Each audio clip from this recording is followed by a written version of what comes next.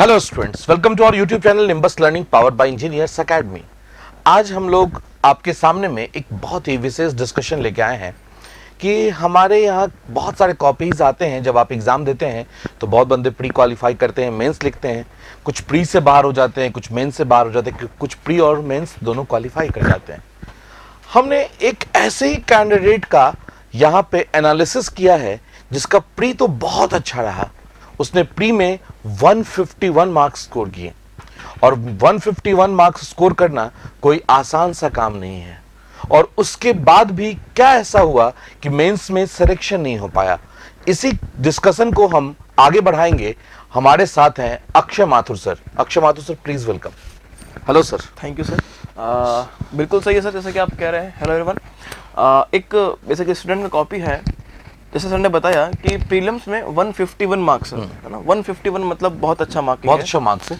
और डेफिनेटली अगर 151 मार्क्स अगर आता है तो कहीं ना कहीं उससे उम्मीदें बढ़ जाती हैं कि भैया अगर प्रीलिम्स में 151 मार्क्स हैं तो डेफिनेटली मेंस में सिलेक्शन होना ही होना है। Yes, so actually task is this और objective for this video is this कि व्हाट काइंड ऑफ मिस्टेक्स, कैसे कैसे मिस्टेक्स होती हैं मेंस एग्जाम में इन टर्म्स ऑफ टाइम की बात करें, जो इन्हें नहीं करना है। बिल्कुल, जो एक्यूरेसी बिल्कुल, की बात अगर करें, हमारे कोई सीनियर ने वो मिस्टेक कर रखा है बिल्कुल, तो हमें उस मिस्टेक से सीखना है।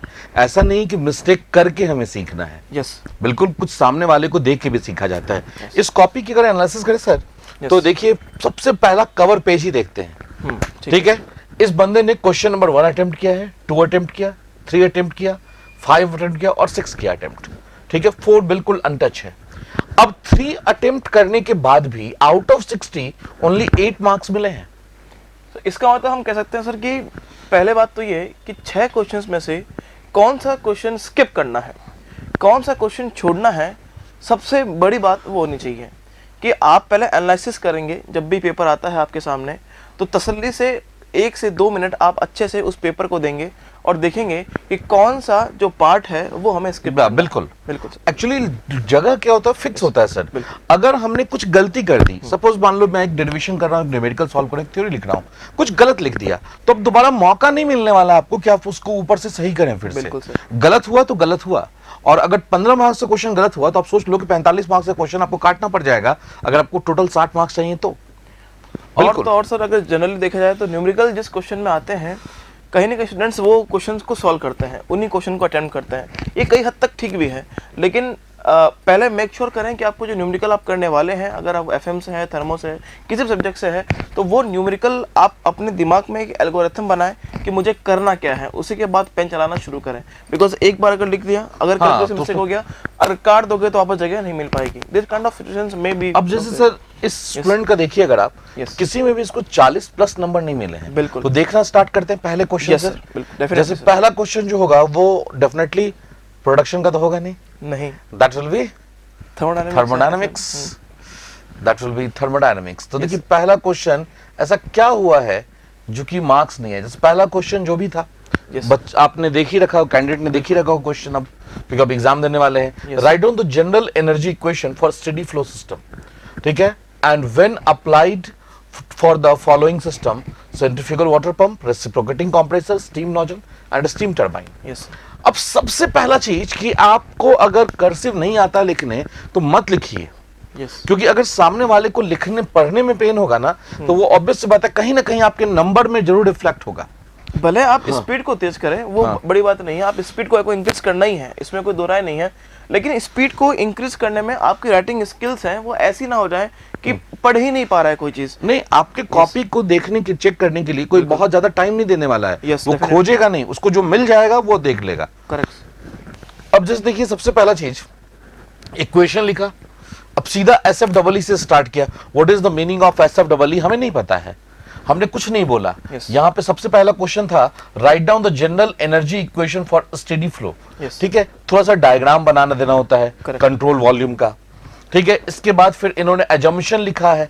अब एजम्पशन कहाँ लिखा, कहाँ एजम्पशन माना, एक सिस्टमेटिक वे में लिखना होता है। और अगर सर मुझे लगता है कि इक्वेशन, अगर कोई भी इक्वेशन या कोई भी डायग्राम अगर आप बनाते हैं तो उसके अंदर क्या क्या, जैसे मान लीजिए एच क्या है, जी क्या है, थोड़ा सा अगर स्पेसिफाई करें आपके भाई एंथैल्पी एच है ना, क्यू आपकी हीट है, तो थोड़ा सा अगर आप स्पेसिफाई करते हैं उसमें ज़्यादा टाइम लगता नहीं, लेकिन आपका जो प्रेजेंटेशन है इक्वेशन लिखने का या डायग्राम बनाने का वो बहुत अच्छा लगता है उसमें, हर एक चीज को लेबल करे माइंड। ऑब्वियस सी बात है, होना भी चाहिए था। बिल्कुल सर। ठीक है, इसके बाद अब आपने स्टीम नोजल बनाया, कोई एजम्पशन नहीं है। यस ठीक, कोई एजम्पशन नहीं है कि स्टीम नोजल में क्या एजम्पशन है। सर। देखो यहाँ पे हम बात करें यूनिट का, तो इन्होंने शायद किलो जूल पर केजी लिखा है। ये एक्चुअली इतना देखने पे लग रहा है कि ये किलो पर, क्लियरली आप देख नहीं पा रहे हैं कि लिखा क्या है। अगर आप यूनिट को मेंशन करते हैं तो बिल्कुल क्लियरली करें ना, ये दिख रहा है 7 लिखा हुआ है ऐसा कुछ, तो किलो जूल पर केजी जो है अच्छे से लिखें, इतना स्पीड भी काम का नहीं है। तो देखें कितना नंबर मिलता है। अब जैसे देखिए कि ये नोजल बना है, सबको पता है कि नोजल एडियाबेटिक डिवाइस है, इसको थोड़ा इंसुलेट कर देते हैं, ये ऐसी कौन सी हड़बड़ी है। ठीक है, इसके बाद फिर आप यहाँ एजम्पशन लिख देते हैं, फिर लिखते हैं स्टेडी फ्लो एनर्जी इक्वेशन, और फिर अब जैसे आपने स्टेडी फ्लो लिखने के बाद एजम्पशन लिखा है, पहले एजम्पशन होता है ना, उसके बाद आगे बढ़ते हैं। ठीक है, इसके बाद फिर क्या हुआ कि यहाँ पे आपने लिख दिया, ठीक है, स्टीम नोजल, कोई जरूरत नहीं है, स्टीम नोजल स्टार्ट किया तो लिखने की क्या जरूरत है, बस खाली आप H1 H2 डिफाइन कर देते काफी था। इसी तरह के स्टीम टरबाइन है, पंप था तो पंप सीधा डायरेक्टली लिख दिए ये। तो इसी कारण से इसको झटका मिला है बच्चे को नंबर पे, और मिले हैं कितने, 15 में सिर्फ और सिर्फ 8 नंबर। सर अगर आप देखें तो इस क्वेश्चन में इनको काफी ज्यादा नंबर भी मिल सकते थे। देखिए तो इनको मतलब जैसा कि उन्होंने प्रेजेंट किया है, इनको आ सब रहा है ना सर, मतलब इनको समझ में आ रहा है और लिखना भी आज सब कुछ रहा था बंदे को, Exactly, लेकिन बस एक्सप्लेन नहीं कर पाया, एक्सप्लेनेशन नहीं था बंदे के पास में, जिस कारण से नंबर कम मिले हैं। हमेशा मुझे लगता है कि आप अगर कोई भी क्वेश्चन को अटेम्प्ट करते हैं, है ना, तो एकदम स्टेप बाय स्टेप चलें। जैसे जैसे क्वेश्चन में स्टेप बाय स्टेप क्वेश्चन पूछा है ना, वैसा ही वैसा आपको अपने आंसर में भी स्टेप बाय स्टेप, अगर क्वेश्चन में 3 से 4 हेडिंग्स हैं, क्वेश्चन मार्क 3 से 4 हैं, तो आपके आंसर में भी 3 से 4 वापस आपकी हेडिंग्स होनी चाहिए। दैट विल बी बिल्कुल बिल्कुल बिल्कुल। थोड़ा बॉक्स यूज कीजिए, थोड़ा जो इंपॉर्टेंट रिजल्ट है उसको मार्क कीजिए। जैसे देखिए इसी कॉपी में फर्दर आगे जब बढ़ते हैं सर, तो देखिए अब देखिए इतना स्पेस दिया हुआ था इसमें लिखने के लिए, स्पेस यूटिलाइज नहीं किया गया, सीधा सा बात है, खत्म। एक स्पेस भी सोच के देता है वो लोग। हाँ, बिल्कुल। अब एक न्यूमेरिकल आया था, ठीक है, क्या न्यूमेरिकल था, दैट्स द मैटर। अब देखिए इसका एक्सप्लेनेशन कैसा स्टार्ट हुआ। सबसे पहले तो यही ओवरराइटिंग स्टार्ट हो गया, स्टार्टिंग में ही। अब ये रफ कॉपी थोड़ी ना है कि आप थोड़ा सा इधर लिख रहे हो, थोड़ा सा इधर लिख रहे हो, थोड़ा सा ऊपर लिख रहे हो, कहीं भी लिख रहे हो, वो नहीं, रफ कॉपी नहीं है। ऑब्वियस बात, आपको सिस्टमेटिक वे में लिखना है, आपके पास में स्पेस सफिशिएंट है। तो यहाँ देखिए, अब यहाँ लिखने का कोई मतलब नहीं था मेरे ख्याल से सर। Yes sir. ठीक है, ये रफ टाइप का लगता है, रफ किया गया है। ठीक है, तो यहाँ पे, यहाँ देखिए ये पोर्शन ओवरराइटिंग का पोर्शन। Yes sir. ठीक है, तो ऐसे ऐसे मिस्टेक्स हुए हैं सर। इस कॉपी को हम दोनों ने देखा था, बहुत अच्छे से एनालिसिस किया था, और हमने यही रीड किया था, नहीं सर? अगर देखिए अब यहाँ पे जो रिजल्ट लिया है, उस रिजल्ट को ऐसे इस बंदे ने मार्क किया, बहुत अच्छी बात है। रिजल्ट, अगर ये आंसर है तो यहाँ आंसर लिखना चाहिए। बिल्कुल बिल्कुल। अगर मान लो 4 बिट में क्वेश्चन है तो फर्स्ट बिट लिख के आंसर, करेक्ट, सेकंड बिट लिख के आंसर। अगर नहीं लिखेंगे तो आपके कॉपी में कोई खोजने नहीं जाने वाला है। एक्चुअली न्यूमेरिकल जब कोई भी एग्जामिनर चेक करता है तो सबसे पहले आंसर को देखता है कि इसका आंसर आ रहा है कि नहीं आ रहा है। ठीक है, मेथड अगर देखना चाहे देख सकता है, लेकिन अगर आपका आंसर बिल्कुल सही है, ज्यादा मेथड पे जाते नहीं है वो लोग, है ना। तो जो भी आपका आंसर आ रहा है, जैसे मान लीजिए वर्क डन पूछा है, हीट पूछा है, तो सबको स्टेप बाय स्टेप सॉल्व करें, और जो भी अगर आपने आंसर दिया उसको बॉक्स में, जैसे सर ने बताया, बॉक्स में डालें और उसके पीछे आंसर लिखें। मतलब आप कहीं ना कहीं आपसे इसको कहीं ना कहीं आपका न्यूमेरिकल में नंबर जो है वो आपको बढ़ सकते हैं। न्यूमेरिकल में 15 मार्क्स लाए जा सकते हैं। बिल्कुल आते हैं सर, बिल्कुल आते हैं। अगर आप न्यूमेरिकल बिल्कुल सही करते हैं तो पूरे में से पूरे नंबर आते भी हैं, ऐसा नहीं है। यस सर, और आए भी हैं सर। अब इस कॉपी में नहीं, हमने तो इतने कॉपी देखे हैं, यस, ठीक है, कि अब इतने सालों से कॉपी देखते आ रहे हैं कि 15 में 15 मार्क्स मिले। बंदे ने थ्योरी में मार्क्स लिया 15 थ्योरी में मार्क्स है, ठीक है, थ्योरी में 15 मार्क्स लिया, लेकिन कई बार थ्योरी में भी मार्क्स मिल जाते हैं अगर आपने अच्छे से डायग्राम बनाया। इवन प्रोडक्शन के क्वेश्चन में बिल्कुल 15 मार्क्स बिल्कुल मिले हैं, ठीक है, हाँ, लेकिन बहुत मुश्किल काम है जिसके लिए करना पड़ता है। अब देखिए जैसे कि इस बंदे को कितना नंबर आया होगा इस क्वेश्चन में सर। सो यहाँ पे देखें तो 8 मार्क्स मिले हैं फ्रॉम द 15 मार्क्स। तो सम काइंड ऑफ नहीं, यहाँ तो कैलकुलेशन मिस्टेक था। Yes, calculation mistake, calculation mistake है, थोड़ा सा कैलकुलेशन मिस्टेक हुआ हड़बड़ी के चक्कर में। वे ऑफ राइटिंग गलत है। मैंने बार बार बताया है, गिवन डेटा सबसे पहले लिखना है।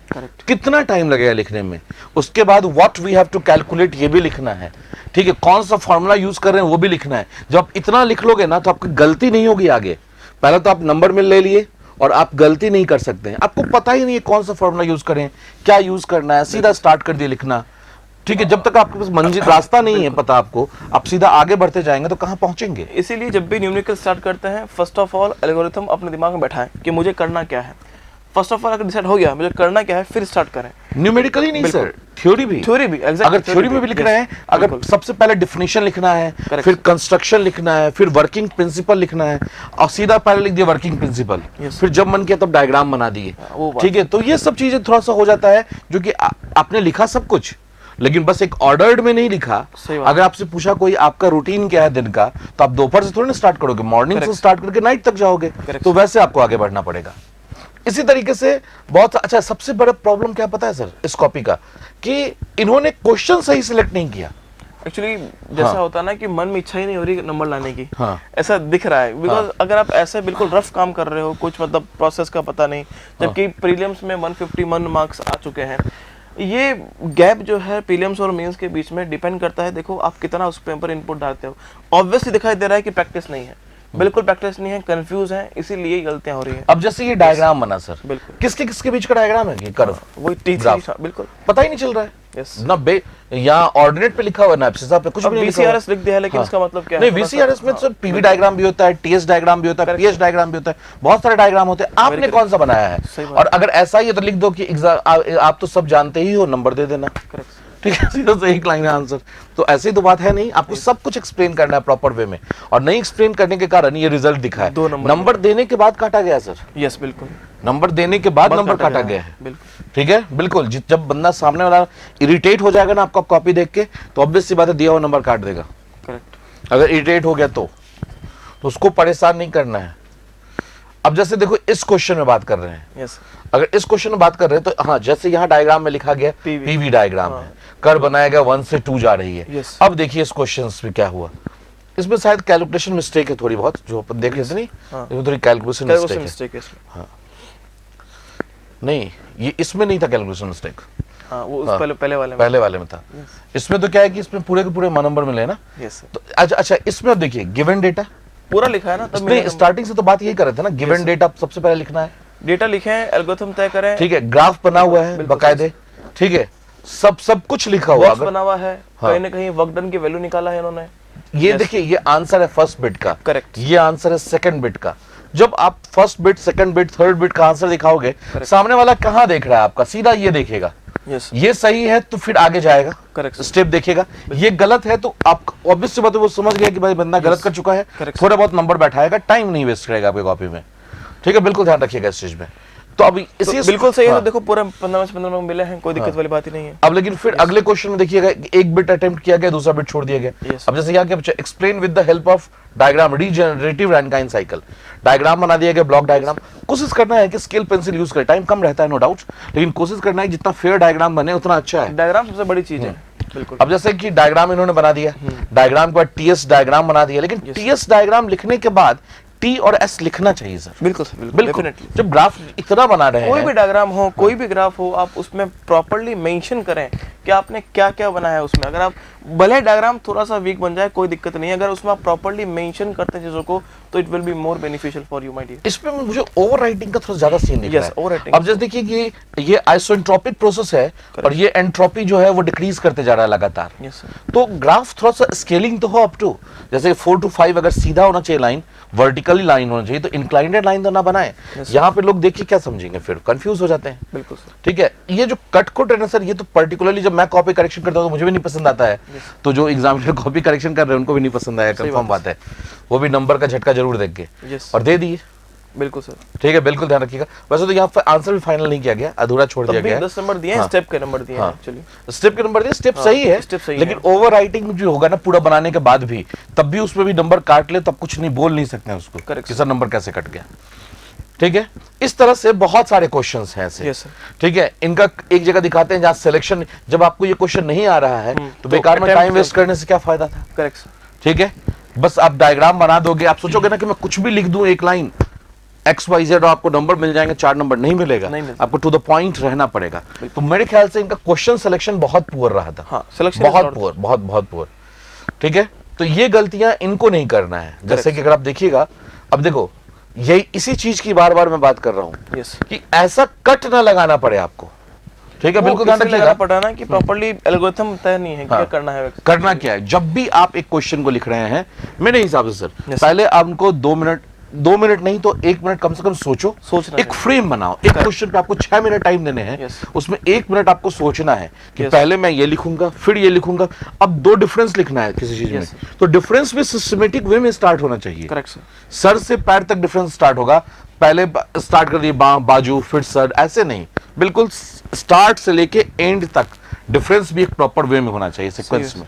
करेक्ट। ठीक है, तो इस कॉपी के माध्यम से हम आपको यही दिखाना चाह रहे हैं कि आपका देखो 3, अगर आपको मार्क्स लाने हैं तो 3 चीज, सबसे पहला पेशेंस बिल्कुल। बहुत जरूरी है, उसके बाद question selection. Question selection, Correct. और क्वेश्चन पे आपको टाइम देना है। यस। टाइम देना है, हड़बड़ाना नहीं है। पता चला कि 3 घंटे का 2 घंटे का एग्जाम आपने 1.5 घंटे में लिख दिया, अब आधे घंटे क्या करोगे वहां पे? Yes sir. तो बिल्कुल आराम से टाइम बांट लो। किसी क्वेश्चन पे अगर आप 6 मिनट का टाइम दे रहे हो तो हो सकता है किसी पे 8 मिनट टाइम लग जाए, तो कोई 4 मिनट में बन जाए, पॉसिबल है। Possible. कोई 4 मिनट में बन जाए, अगर मान लो कोई छोटा मोटा छोटा सा न्यूमेरिकल है, जैसे हमने बहुत बार देखा है जो प्री लाइव क्वेश्चन है वो भी मेंस में डाला गया है मैकेनिकल ब्रांच में। तो जैसा डिफरेंस क्वेश्चन जो होते हैं, मान ले 2 स्ट्रोक 4 हाँ, स्ट्रोक क्या है, उसमें है कि आपको 7 स्टेप 7 पॉइंट लिखना है। Correct. अब 7 पॉइंट में ऐसा नहीं लिखना कि ये होता है ये नहीं होता है, हाँ, ये होता है ये नहीं होता Yes, है। काफी अगर copies ऐसा में- लिखोगे तो फिर नंबर नहीं देंगे वो। Correct. प्रॉपर लिखो डिफरेंस, 7-8 पॉइंट लिख दो, आराम से 15 नंबर मिलेंगे। ऐसा थोड़ा 15 डिफरेंस लिखोगे तब 15 नंबर मिलेंगे। सही बात। अब होता ही नहीं है तो जबरदस्ती क्रिएट करें। करेक्ट। ठीक है, सिंपल सी बात है। तो ये चीजें हैं कुछ जो कि आपको नंबर दिलाएंगे, बिल्कुल। और बार बार हम आपसे मिलते रहेंगे। Yes. कुछ नए मोटिवेशंस के साथ में, कुछ नए एक्सरसाइज करके, कुछ नए कॉपीज के साथ में, how to improve your way of writing. लगातार इंजीनियर्स एकेडमी इसमें आपके साथ कदम से कदम मिलाकर चल रहा है। यस। तो बिल्कुल ध्यान रखिएगा। टेस्ट सीरीज भी चल रही है, अगर अभी आपको टेस्ट सीरीज भी चल रही है। टेस्ट दे रहा है, अगर आपको फुल एंड टेस्ट दे रहा है, अपनी परफॉर्मेंस को एनालिसिस करना है, then you can buy the test series of the Nimbus learning English academy. Yes. So तो फिर मिलेंगे एक नए इनोवेशन नए वीडियो के साथ में, तब तक के लिए thank you and all the best. All the best. If you really like the video, please hit the like button, share the video, subscribe to our YouTube channel and press the bell icon for the latest updates. Thank you.